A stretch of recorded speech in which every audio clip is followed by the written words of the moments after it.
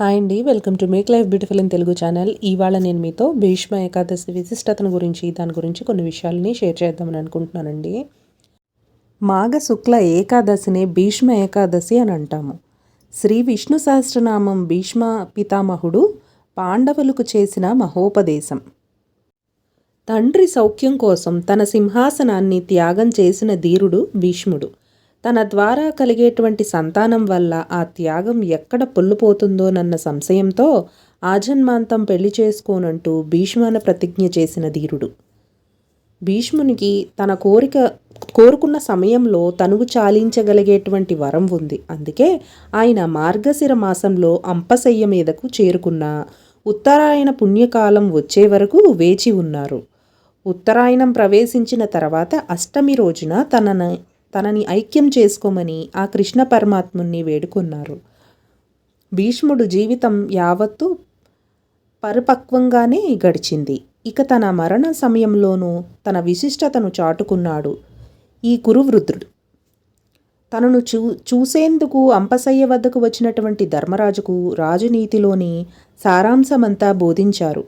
పాండవులతో పాటుగా ఉన్నటువంటి కృష్ణుణ్ణి వేనోళ్ల స్తుతిస్తూ విష్ణు సహస్రనామాన్ని పలికారు.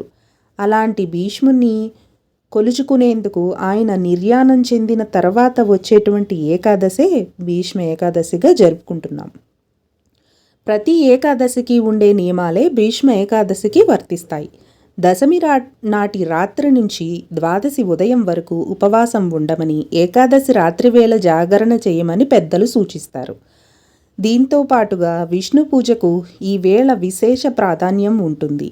భీష్ముడు అందించినటువంటి విష్ణు సహస్రనామాలను ఈనాడు జపిస్తే విశేష ఫలితం దక్కుతుందని, అందుకనే ఈ రోజున శ్రీ విష్ణు సహస్రనామ జయంతి అని కూడా పిలుచుకోవడం జరుగుతుంది.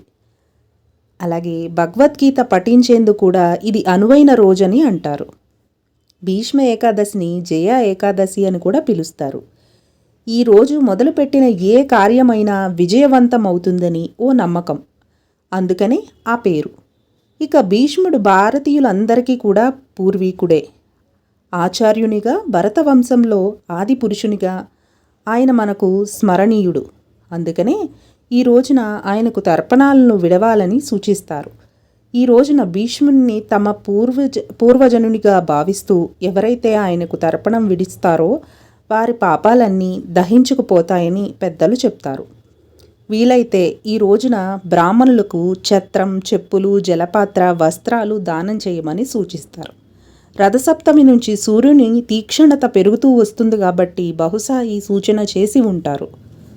భీష్మాష్టమి మొదలుకొని భీష్మ ద్వాదశి వరకు ఉన్నటువంటి 5 రోజులను భీష్మ పంచకమని పిలుస్తారు. ఈ 5 రోజులను భీష్ముని వ్యక్తిత్వాన్ని తలుచుకుంటారు.